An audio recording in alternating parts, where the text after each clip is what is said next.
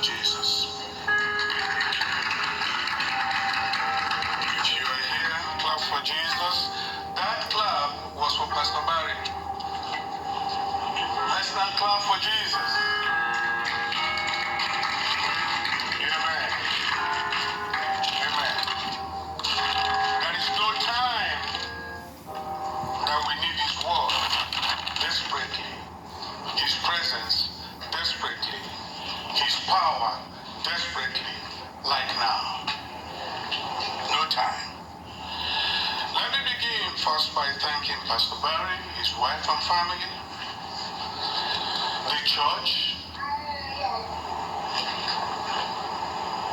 my dear friends, the choir, and all the supporters of this vision and ministry. I thank all of you. I bring greetings also from, as you know, Biafra, in Nigeria, where 500 persons are killed every week by violent Islam, encouraged and supported by the state, the government of Nigeria. And I'm pleading and I'm begging American church to please pray for Biafra. The leader of that movement, IPOB, Indigenous People of Biafra, is now under incarceration. And if they kill him, another Somalia will be born in Nigeria. Pray, church, pray for us. Pray against bloodshed in Nigeria. Now let us pray.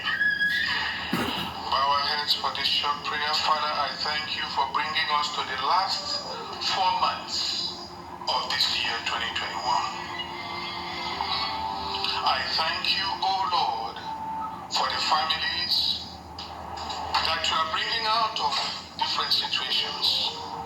I thank you for laying solid foundation for the end of this year and the beginning of next year.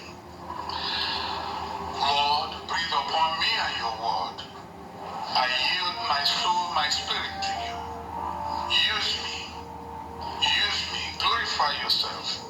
Let me ever decrease and let you increase, O Lord. Open the hearts, the minds that will listen today, and let them hear, accept, and apply only to your glory. In Jesus' mighty name we pray. Let your anointing flow, Lord, and the saints will say amen 3 times. Amen, amen, and amen.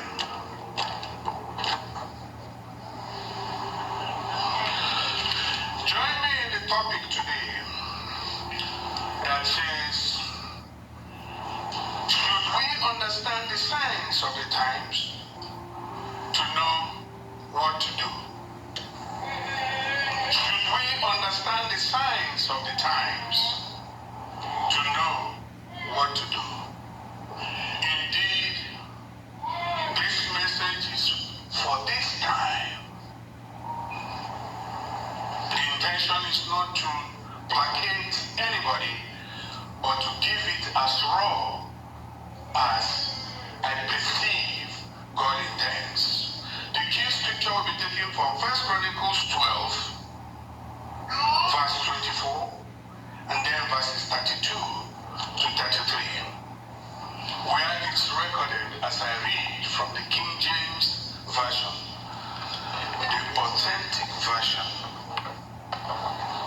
for this Baptist church. Verse 24. The children of Judah that bear shield and spear were 6,800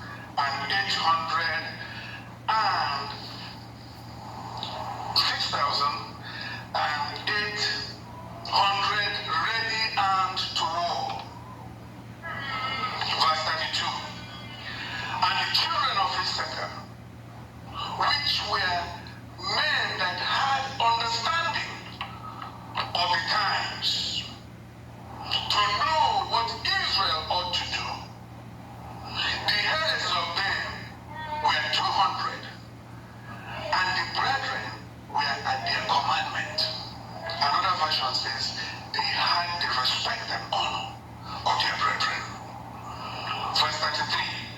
Of Zebulun, such as went to battle, expert in war, with all the instruments of war, 15,000 which could keep their rank. They were not of double heart. I want you in these three verses to note that Judah was ready to fight.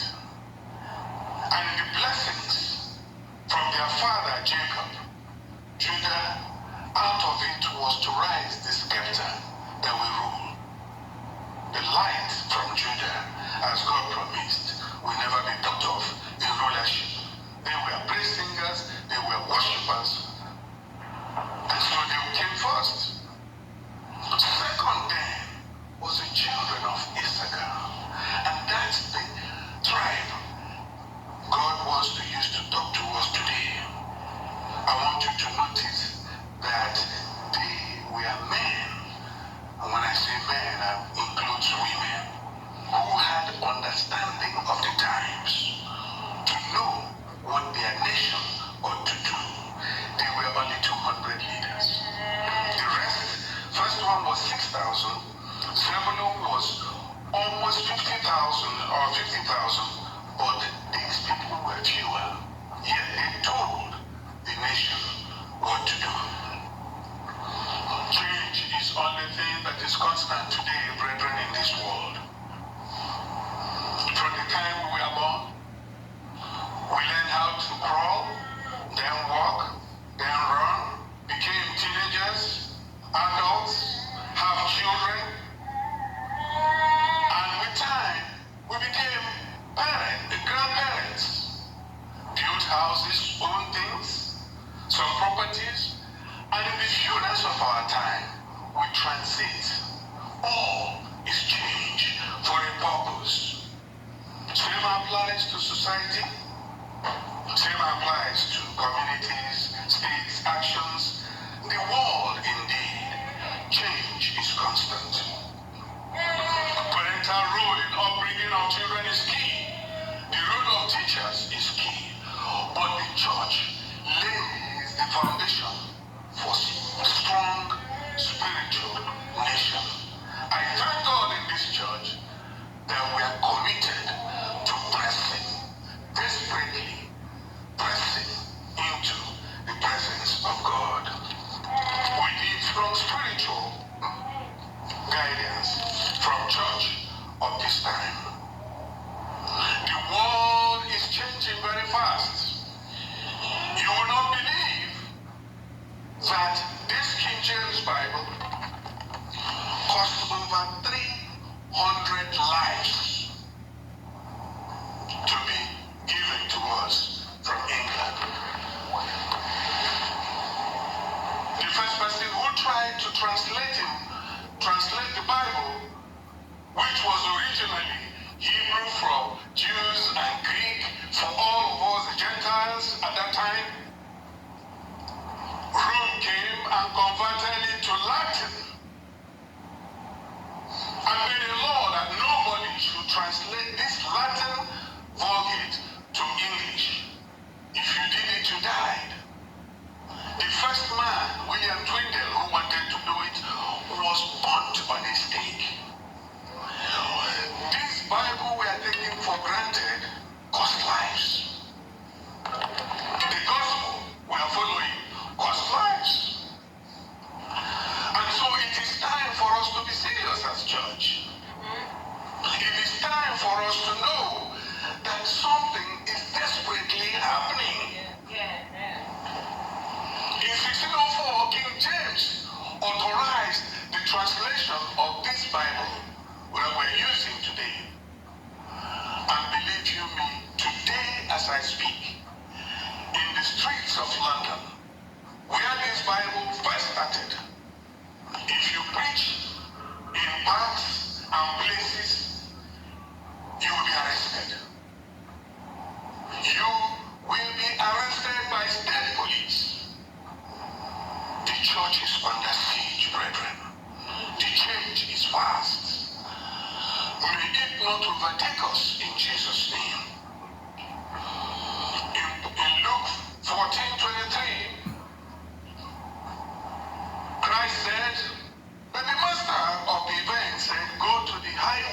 and byways and compel people to come to hear the word of God.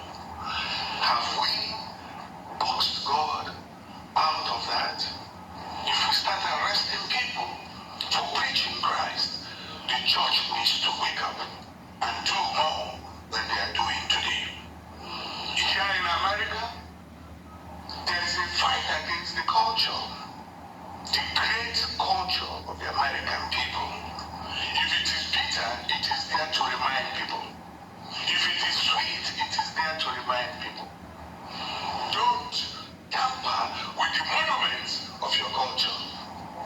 But we are glad to see people pulling down monuments, and the church is playing political correctness. No, that has to go.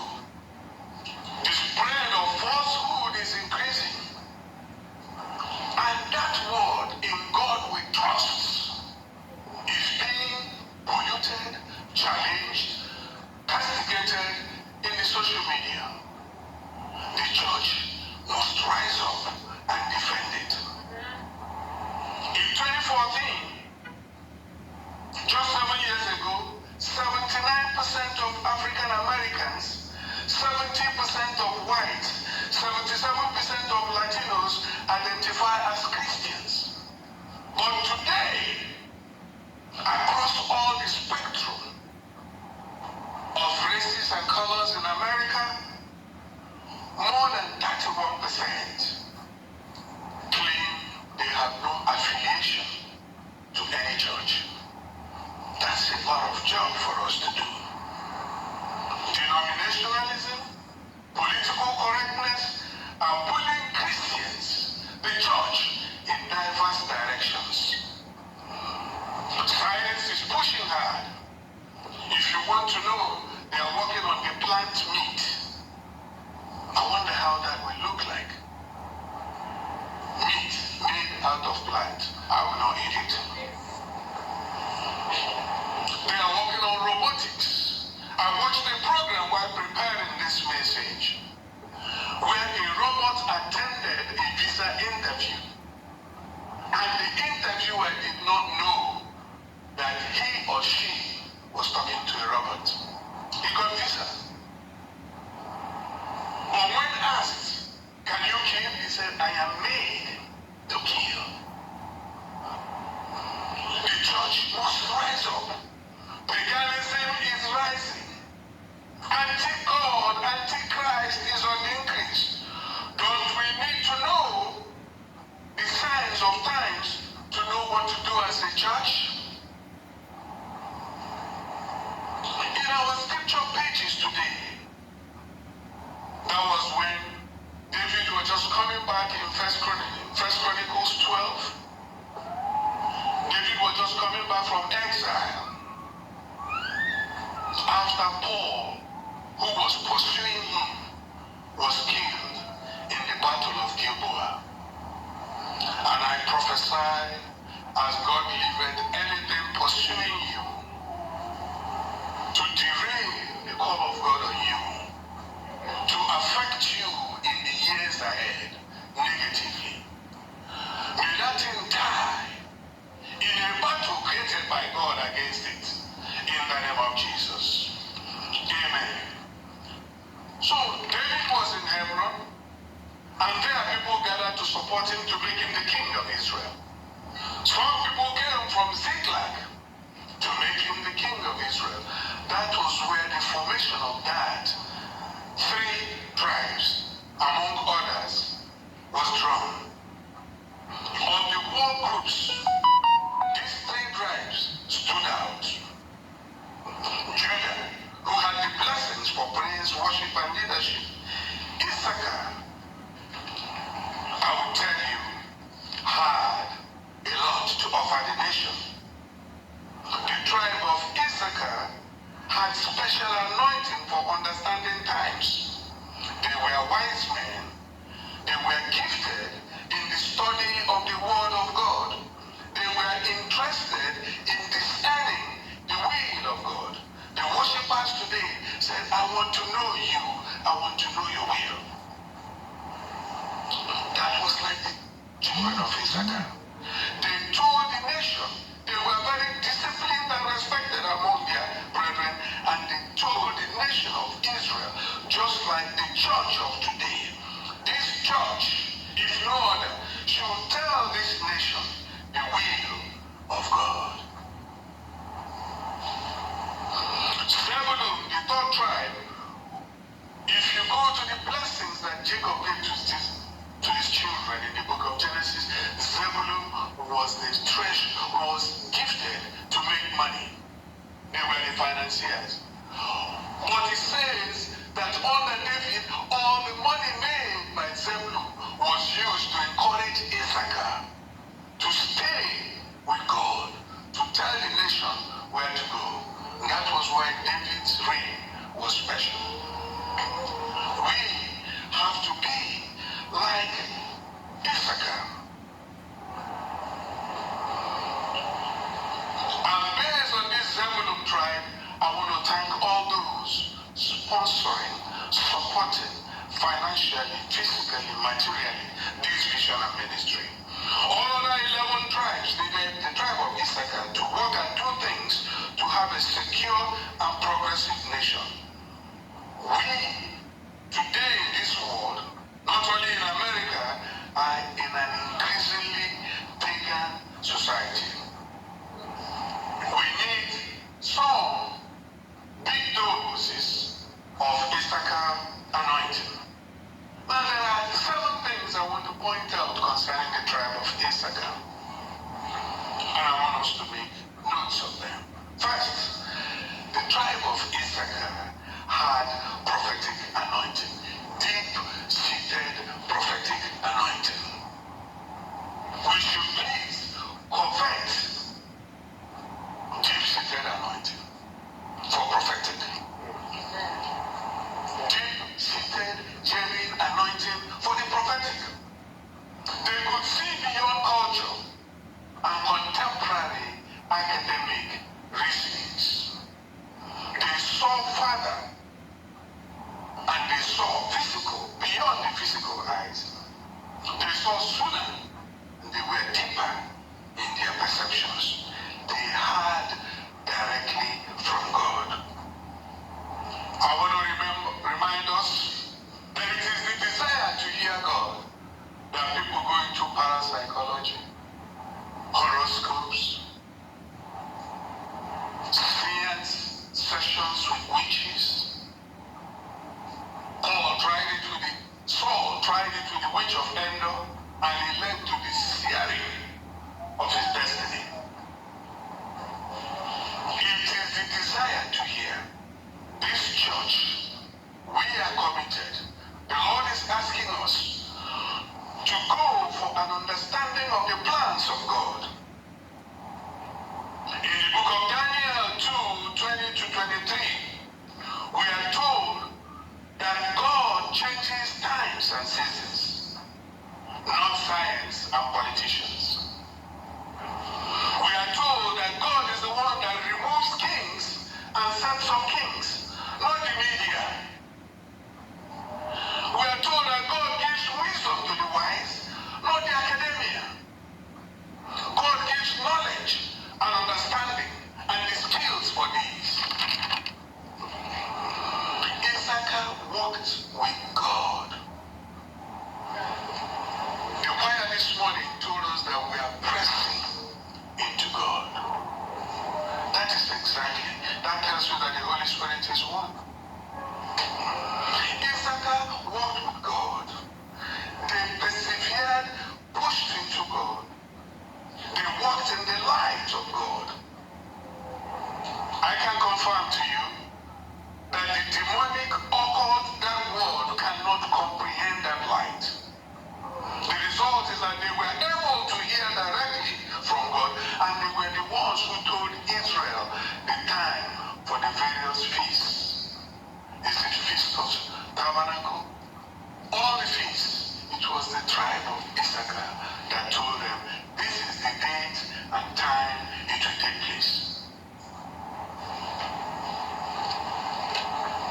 In Ecclesiastes 3:1-8, still working on the second characteristics of this tribe of Issachar, which is walking with God. In the book of Ecclesiastes chapter 3 verses 1 to 8, it starts with to everything there is a season and a time to every purpose under heaven. God made time for a purpose. This life is for a purpose in time. If you are 60 and you are still thinking whether you will get married or not, you lost the chance. You better hurry up. You better hurry up. And if you are 15 and you want to get married too early, I think you are in a rush. Slow down. Get it at the right time. Ask God. Follow God. God is not inside time, but He put man in time. Why? He is outside time, so that He can see the beginning to the end, which we can never do. No matter how far we go, no matter how high we fly, even if we go to the space, we can never, ever know the time set by God when our purpose will be ended on this earth. For us, God made seasons within the time. And I'm interested especially in verse 8 of that Ecclesiastes 3. It says, there is a time to love. God is love. There is a time to love. Family, brother, sister, nation, there is a time for that. Of course, you should prevail all the time. But there is also a time to hate. We must learn to hate evil. There is a time for war. Brethren, I am not talking of carrying guns and killing people. I am talking of warfare. The spirit controls the physical. And if you war properly and appropriately, you control anything. This morning, our beloved pastor said, Corona is a name, but there is a name that is above that name. We have to war against this nonsense. We have to war against it. I will come to Corona later. And finally, it says there is a time of peace. The church cannot presume peace in an increasingly legalistic, anti-Christ, anti-church society. We can afford it now. This is the time for warfare.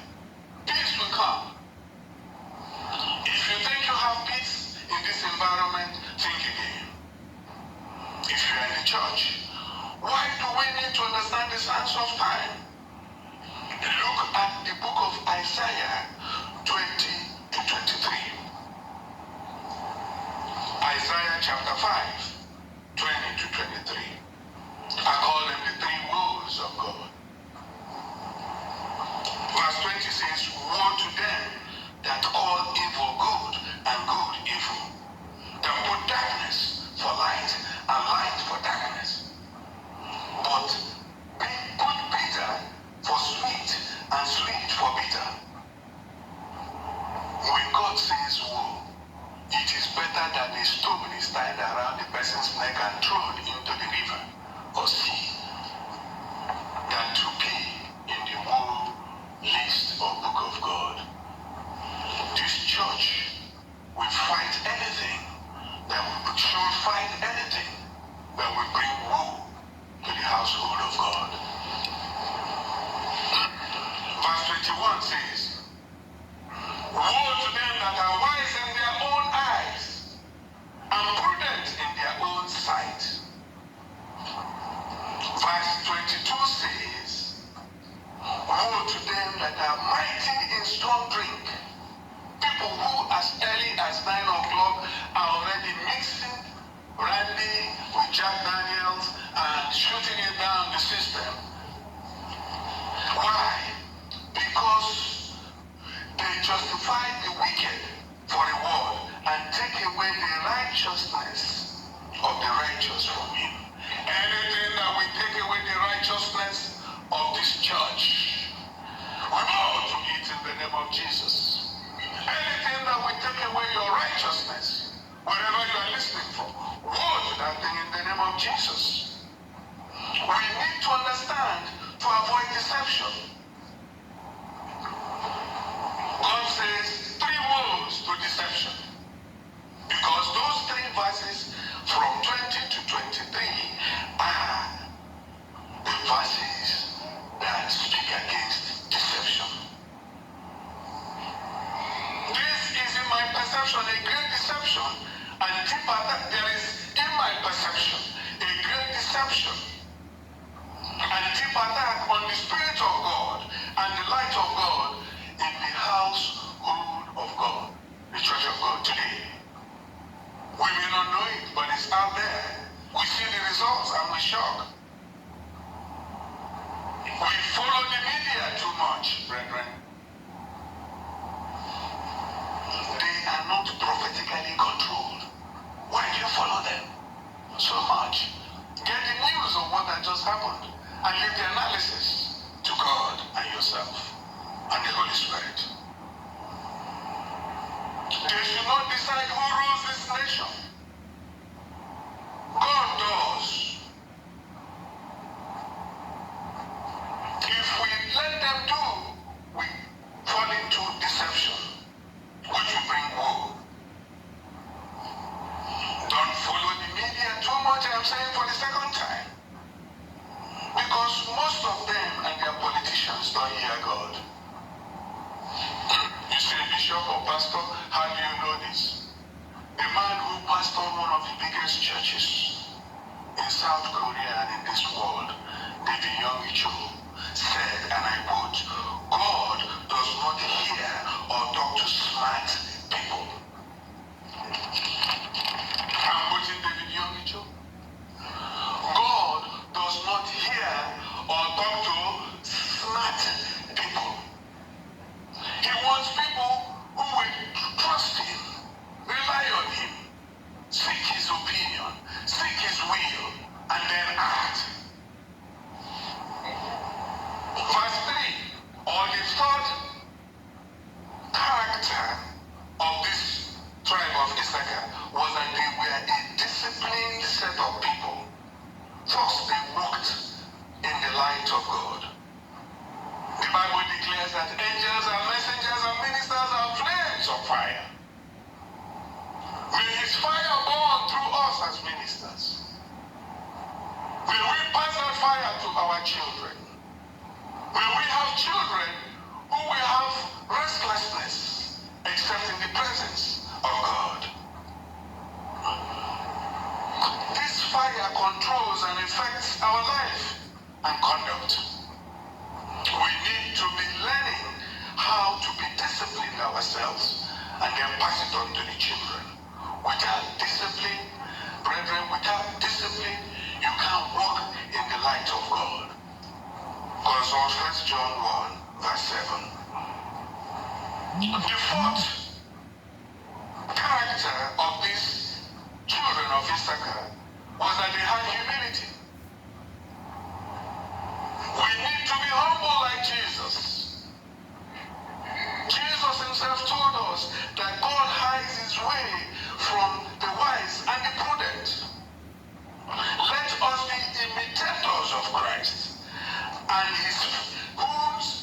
Christ who is one with his Father. We need to be one with God. We need to be one with Jesus. We need to know what is Jesus saying about our times today. If our opinion becomes so high that it cuts off the will of God, we pull ourselves inadvertently or advertently into idolatry. God forbid. The fifth character of this tribe, which we are looking at today, is that the children of Issachar stayed in the love of God. In the book of Jude 1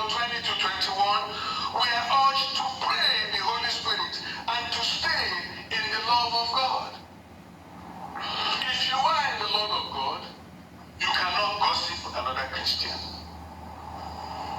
You cannot give opinion that reduces the quality, the perception, the opinion of another Christian and make him or her feel worthless. The Bible says if you must prophesy, edify your hearer. Build him up or her up. If it is not, leave it. Amen. We must walk in the Lord. If we stay in God's love, will we hate, in capitals, will we hate what God hates? And God hates evil. How do I know? In Psalm 97, verse 10, it says, ye that love the Lord hate evil. He didn't say, I urge you, I beg you.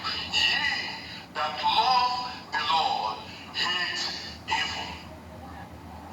Don't be politically correct. Don't justify nonsense. Hate evil. For he preserved souls and delivered them out of the hand of the wicked. I was praying sometime in 2010, and I said, Lord, every time they talk of evil, we do more prayer. I want to see an idea of this evil. Yes, I wanted to see it.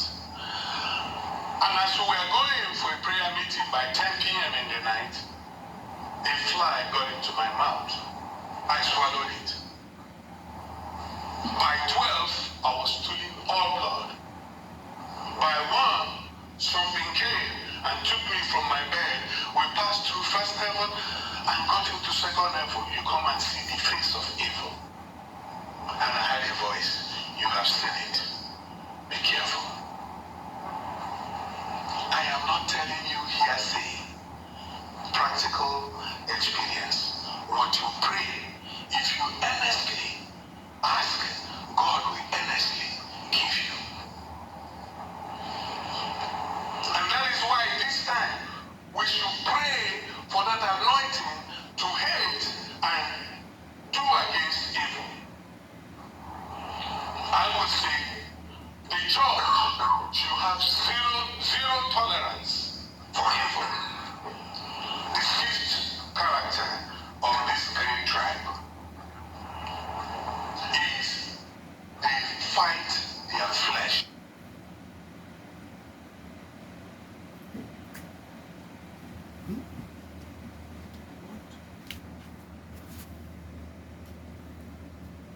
What happened? Clap for Jesus.